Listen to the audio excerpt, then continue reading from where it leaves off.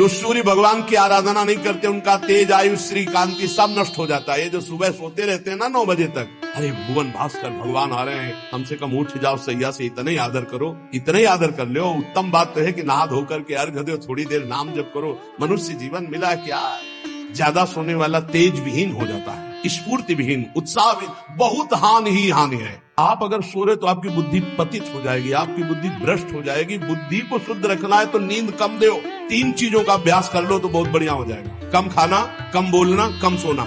इसलिए मान लो हमारी प्रार्थना, आप रात की ड्यूटी करते हो तो घर वालों को बता दो कि सूर्योदय होने के पहले में जगा देना, जग जाओ।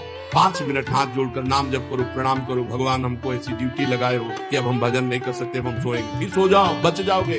सूर्य की तरफ फूंकना, लघु शंका करना, ये सब पशुवत आचरण। अब ज्ञान ही नहीं रह गया, न शास्त्र सुनना है और न शास्त्र पढ़ना है।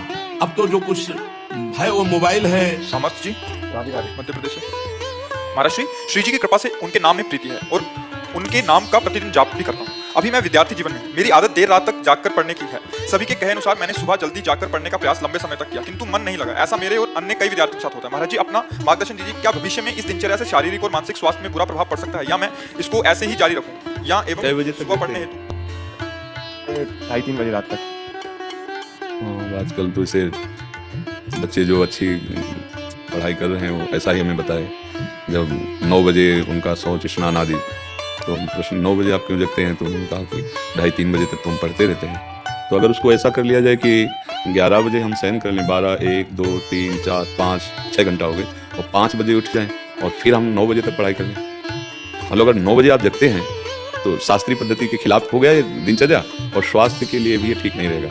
क्योंकि जब ब्रह्म मुहूर्त 4 बजे से लेकर के और 6 बजे के बीच में अगर शयन किया जाता है तो ब्रह्मचर्य हानि की विशेष संभावना होती है, और आयु, श्री, कीर्ति, तेज, इन सब की हानि होती है। क्योंकि जगत को प्रकाश देने वाले भगवान नारायण सूर्यदेव पधार रहे हैं, हम सैया पे सो रहे हैं।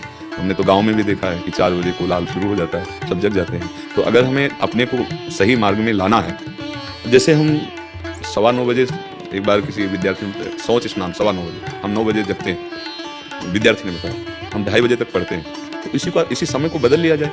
सुबह जल्दी उठा, लेकिन जैसा रात में मन लग रहा है सुबह नहीं लग पा रहा है, क्योंकि आपका अभ्यास नहीं है ना, आपका अभ्यास नहीं, इसलिए ऐसा लग रहा है। लेकिन महाराज ये लंबे समय तक ऐसा करके देखा तो परिवर्तन कुछ समझ में नहीं आया। नहीं, तुम कहिए नहीं, तुम्हारा परिवर्तन कैसी बात है, अनुभव की बात है। हमारे अनुभव गलत हो सकते हैं। अगर हम कह रहे 5 बजे उठे, जल पिया, इसके बाद थोड़ा टहले, तो ऐसे 100-200 कदम सोच गए, इसके बाद व्यायाम आधा घंटा किया, 20 मिनट प्राणायाम किया, अब बैठ जाओ पढ़ने में, एकदम स्मृति नवीन, एकदम क्लियर। अब कितने समय तक प्रयास कर सकते हैं इसको? अरे जीवन भर प्रयास करना है, हम जीवन भर विद्यार्थी हैं। कोई पढ़ाई छूटेगी, कोई नौकरी मिलेगी, कोई किसानी, कुछ भी करेंगे। जीवन में एक दिनचर्या होनी चाहिए, सोने और जागने की एक लिमिट। जैसे एक बहुत व्यस्त शरीर है, उसके लिए 7 घंटे बहुत पर्याप्त है सोना, 6 घंटे वैसे पर्याप्त है, 7 घंटे। अब जैसे अपने लोगों के तो 3 घंटे, 2 घंटे, 1.5 घंटे, 24 घंटे में 1.5 घंटे, 2 घंटे। अब जितनी कोटि का उपासना में प्रवेश है, और नहीं 5 घंटे, या 5 के बाद फिर नहीं माना जाता कि तुम 4 ऊपर से हो रहे हो, 5 घंटे आखिरी। पर जैसे किसान आदमी, व्यायाम किए हुए, बहुत मेहनत करने वाला व्यापारी, 7 घंटे से ज्यादा नहीं रखा गया सोने के लिए। आप देखो, फिर वही हमारी बात आती है, दिनचर्या एक तेज लाती है। एक जो आप 6 घंटे पढ़ करके समझ नहीं पाओगे ना, वो 2 घंटे में आप 6 घंटे का काम निपटा लोगे। आपकी तेजस्वी बुद्धि होगी, आपकी प्रवीण बुद्धि होगी, आपके अंदर पावर होगा। अब ब्रह्म मुहूर्त में शयन कर रहे हैं, फिर 9 बजे जो नहाना है वो एक ऐसे खिलवाड़ मात्र है। आप 5, 4 और 5 के बीच में उठे और स्नान किया, व्यायाम किया, 1-2 किलोमीटर दौड़ लगाई, थोड़ा प्राणायाम किया, फिर आप पढ़ के देखो। पर अभ्यास, अच्छा सात्विक भोजन, कुछ दिन अभ्यास। अब जैसे अपने लोग 1.5 या 2 घंटे एकदम फ्रेश, क्योंकि बचपन से अभ्यास किया, पूरा जीवन हो गया। अब उसमें 1.5-2 घंटे में आती है कि नहीं आती, कई दिन हो जाते हैं नींद नहीं आती। तो अभ्यास अगर किया जाए तो बहुत सुंदर दिनचर्या। हम तो कभी ये नहीं कह सकते कि सूर्य उदय हो रहा है आप शयन कर रहे हैं, ठीक नहीं। कभी ऐसा हो जाए अचानक, वो बात अलग, लेकिन दिनचर्या ऐसी, आप 2:30 बजे तक जग रहे हैं, फिर इसके बाद आप, तो आपके स्वास्थ्य में भी फर्क पड़ेगा, आपकी बुद्धि में भी फर्क पड़ेगा, आपके तेज में भी फर्क पड़ेगा। आज हम बुद्धिमानी समझ रहे हैं धन कमाना, केवल भोगों को भोगना बुद्धिमानी समझ रहे हैं। यही बुद्धिमानी मानी जाती है। जैसे आके प्रश्नकर्ता ने प्रश्न किया था कि हम ऐसों को तो जो मांस खाते हैं, शराब भी पीते हैं, और अपने मतलब टाइम से यही टाइम 11 बजे जगना, ऐसा खूब ऐश्वर्यवान है, खूब मौज मस्ती से रहे, उनकी कोई परेशानी नहीं है, ठीक। इसे तुम सुख मौज मस्ती समझ रहे हो। कुछ दिनों बाद शरीर छूटेगा, इसके बाद क्या रहेगा? हर चीज यहीं रह जाएगी। ना तो तुम्हारे पास जितेंद्रियता है, ना भगवान नाम है, ना सत्य है, ना धर्म है। बचा क्या? आए किस लिए थे? मानव जीवन केवल इसी के लिए। तो जितना तुम्हें डल्लभ के गद्दे पर आनंद मिलता है ना, सुअर को कीचड़ में मिलता है। जितना तुम्हें अपनी भार्या पे, उतना उसको अपने संभोग में मिलता है। जितना तुम्हें अपने बच्चे प्यारे, उसको अपने बच्चे वैसे ही प्यारे। जितना तुम्हें सांसारिक सुख, वो वैसे विष्ठा। तुम्हें रबड़ी रसगुल्ला जैसे अच्छा लगता है, उसको बिष्ठा ये सब अच्छे लगते हैं। अंतर क्या रह गया? पशु में हमारे में अंतर क्या रह गया इतना? हमारा जीवन आध्यात्मिक जीवन, हमारा जीवन भागवतिक जीवन, समाज सेवी जीवन, तेजस्वी जीवन, भगवत प्रिय जीवन। तो पीछे वाले में यही हमने चर्चा की क्या हम इतने पढ़े लिखे, इतने बलवान बुद्धिमान सब बन रहे हैं और जरा जरा सी बात में भाई भाई को मार रहा है, जरा सी बात में बूढ़े माता पिता को मार रहा है। ये बुद्धिमान है, ये पढ़ाई लिखाई, ये डिग्रियां हैं। अरे विद्या विनयम ददाति, अपने माता पिता को भगवान समझकर उनकी आज्ञा, जो आज्ञा, ऐसा कितने बच्चे हैं जो अपने माता पिता के पैरों रोज छूते हैं, साक्षात भगवान घर में बैठे हुए हैं और उनको अवहेलना। ये पढ़ाई हमें तो नहीं समझ में आ रही, क्योंकि विद्या का प्रभाव होता है विनयम ददाति, विनयशील, संयमी, जितेंद्रीय, धैर्यवान। वो तो बातें समझ में नहीं आ रही क्यों? अब आसुरी बुद्धि बढ़ रही है, जिसे कहते हैं राक्षसी बुद्धि, माँ नहीं माता पिता नहीं देवा, आसुरी बुद्धि बढ़ रही, खान पान गलत हो रहे हैं। अब बच्चा आए हो यहाँ इसलिए प्रश्न किया, इसलिए बता रहे कि अब कोई सुधर जाए तो सुधर जाए, नहीं तो आगे सुधरने के चांस ही नहीं रहेंगे।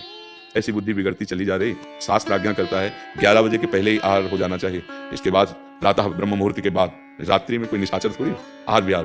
अगर ये सब बातें तो फिर समझ में नहीं आती। अब बुद्धि कितनी रह गई? भोग भोगो, खाओ पियो, मर जाओ, बस इतनी रह गई है। आप देखो ना, किसी प्रकार से धन आना चाहिए, वो इन किन प्रकार कैसे हो, बहुत पढ़े लिखे हैं, लेकिन सभ्यता, नम्रता, धर्म, सत्यता, पवित्रता एक लक्षण नहीं दिखाई दे रहे। सुंदरता दिखाई देगी, बनावटी बाहर की, पवित्रता नहीं होगी। बुद्धि है, विवेक नहीं है, बहुत डिग्री है, लेकिन विनय और सभ्यता का लोप हो चुका है।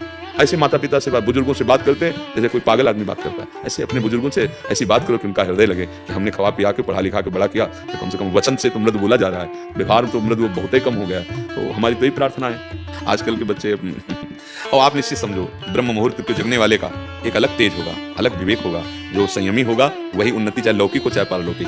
आप पक्का समझ लो, जिसमें संयम नहीं है वो ना लौकिक उन्नति को प्राप्त होगा और न पारलौकिक उन्नति को प्राप्त होगा। ये जो बढ़ रहे हैं ना गंदी बातें, वो सब जीवन को ह्रास करने वाली है। अब ये समझ में नहीं आएंगी, क्योंकि ना आहार शुद्ध है ना संग शुद्ध है। तो गोस्वामी जी ने इसीलिए कहा, मन पचतई है अवसर बीते। अंतिम समय जब यहाँ से चलने का समय आता है, कोई नहीं होता, तब पछताना पड़ता है कि आए थे भगवान का भजन करके धर्म पूर्वक जीवन जीने के लिए, और ये सब क्या कर बैठे। अब समय नहीं रह गया, इसलिए हमें लगता है राधा राधा राधा, और अच्छे आचरण करो, कोई व्यसन मत करो, और कोशिश ऐसा करो। बिल्कुल महाराज जी, अपनी दिनचर्या में परिवर्तन लाने का प्रयास करेंगे और व्यायाम जरूर करें, उससे जितेंद्रियता में सहयोग मिलता है। व्यायाम प्राणायाम से शरीर स्वस्थ, स्मृति एकदम पवित्र।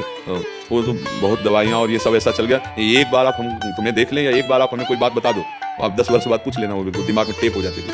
अब तो मतलब बहुत अभी एलोपैथिक सिद्धांत से ही डायलिसिस और उसकी औषधियाँ सब नहीं, कभी हमने टेबलेट नहीं पाए पीछे। एक बार सुना दो, केवल कोई भी बात आपको बता दो, हमारे दिमाग में टेप हो जाएगी।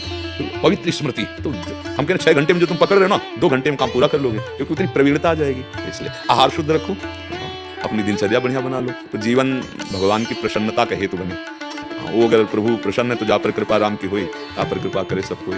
हमारा तो बस हृदय का भाव यही है, जो हम आप लोगों को समय देते हैं, कि किसी तरह आप ये समझ जाओ कि आप कितने अमूल्य समय को कहाँ नष्ट कर रहे हो। एक बार हम सत्संग में भी कहा, जैसे आप 50 वर्ष की संपत्ति कमाए, 50 वर्ष का समय दे करके, अब आपकी आखिरी श्वास है, और वही 50 वर्ष की संपत्ति पूरी देके एक श्वास बढ़वा लीजिए, नहीं बढ़ेगी।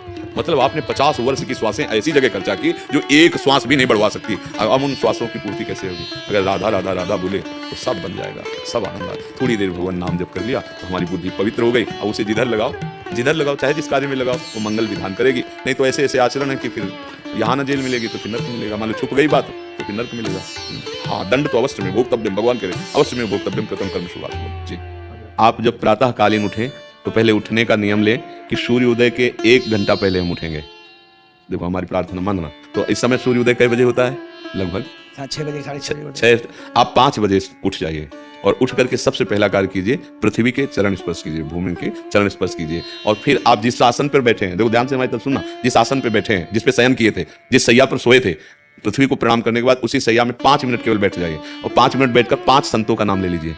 जैसे हम लोग श्री स्वामी हरिदास जी की जय, हरिवंश महाप्रभु की जय, हरिराम व्यास जी की जय, नागरीदास जी की जय, श्री ध्रुवदास जी की जय, 5 संतों के नाम याद कर लीजिए। इसके बाद नीचे उतरिए और पहले जो अपने माता पिता, अगर वो शयन कर रहे हैं तो कोई बात नहीं है, अगर वो शयन नहीं कर रहे हैं तो पहले जाकर माथा रखकर उनको प्रणाम कीजिए। इसके बाद आधा लीटर या पौन लीटर जितना आप जल पी सकते हैं, उस जल को आप हल्का सा गर्म करवाइए अपने माता पिता से, जो भी आपकी सेवा में हो, या अगर आप स्वयं कर सकते हो तो स्वयं हल्का सा।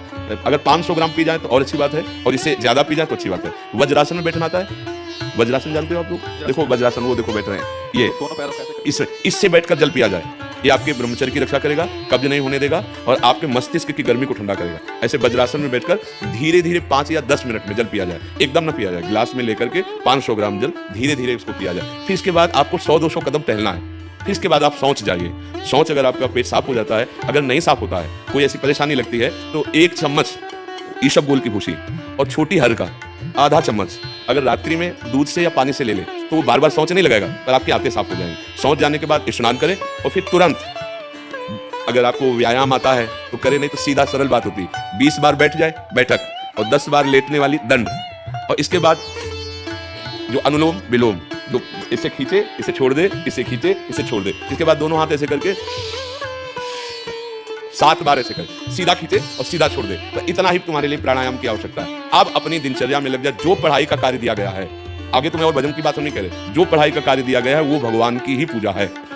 आपकी दिनचर्या जो आपको अपने गुरुजी या टीचर जी को जाके प्रमाणित करनी है, कल जो पढ़ाई गई थी आज के लिए, वो आप सुबह सुबह उस समय व्यायाम के बाद, तो आप देखना आपकी स्मृति बहुत प्रवीण हो जाएगी। अच्छा, ये आपकी प्रातःकालीन दिनचर्या है। जब आप अपने गुरुदेव के पास स्कूल जाएं, तो हमें आजकल का तो अब पता नहीं, पर हम लोग जब जाते थे तो अपने गुरुजी को प्रणाम करते थे। तो जो स्कूल में आपको पढ़ाई पढ़ा रहे हैं वो तो बात है, अब आपको जो हम खास बात बताना चाहते हैं वो कि देखो, अभी छोटे छोटे बच्चे हो, बच्चों में कुछ बच्चे ऐसे गंदे बच्चे होते हैं जिनकी गंदी बातें दिमाग में आ जाती हैं और गंदी बातें वो करने लगते हैं आचरण में। आप लोग इतना तो जानते ही होंगे कि गंदी बातें किसे कहते हैं। आप लोगों के पास अगर मोबाइल है तो कभी गंदी बात देखना नहीं। कोई भी बच्चा अगर गंदी बात दिखाए तो अपने टीचर से या अपने माता पिता से जाके शिकायत करनी चाहिए, वो बहुत हानिकारक होती है। कभी कोई भी गंदी बात अपने द्वारा नहीं होनी चाहिए। अभी आप नवीन जीवन धारण किए हुए हैं, आप भगवान की प्राप्ति, देश की भक्ति और बहुत अच्छे अच्छे पदों में जा सकते हैं। अच्छे पवित्र आचरण और पवित्र संस्कार। ब्रह्मचर्य के लिए गंदे बच्चों का संग त्याग करना, गंदी कोई ऐसी हरकत सिखावें या बात सिखावें तो उसको सुन करके छुपा नहीं लेना, तुरंत अपने टीचर से बताना या अपने माता पिता से बताना, और ऐसे बच्चे का कभी संग नहीं करना। और रात्रि के सोते समय ये जरूर ध्यान देने वाली विशेष बात है, रात्रि के सोते समय जो भगवान का नाम प्रिय, जैसे इन लोगों ने आप लोगों को बताया राधा वल्लभ श्री, तो सोते समय बस प्रार्थना करो कि हे प्रभु, आज दिन हमारा जो भी गलती हुई हो वो हमको आप प्रार्थना करते हैं कि आप हमें समझाओ क्या हमसे गलती हुई। अगर पूरी दिनचर्या में ऐसा लग रहा है हमसे कोई गलती नहीं, तो भगवान सुबह से अभी तक हम सोने जो जा रहे हैं ये पूरा समय आपको समर्पित। अब देखना इसका फल देखना, एक तपस्वी की तपस्या का जो फल होता है ना, उसका ही फल मिलेगा। और सोते समय बस राधा वल्लभ श्री हरिवंश, राधा वल्लभ श्री हरिवंश, इधर उधर ना सोचते हुए, ना मोबाइल देखते हुए, ना कोई गंदी बात मन में, और चुपचाप सो जाइए। और जब फिर सुबह उठे तो फिर ऐसी दिनचर्या। और पढ़ाई इस समय तुम्हारा भजन है।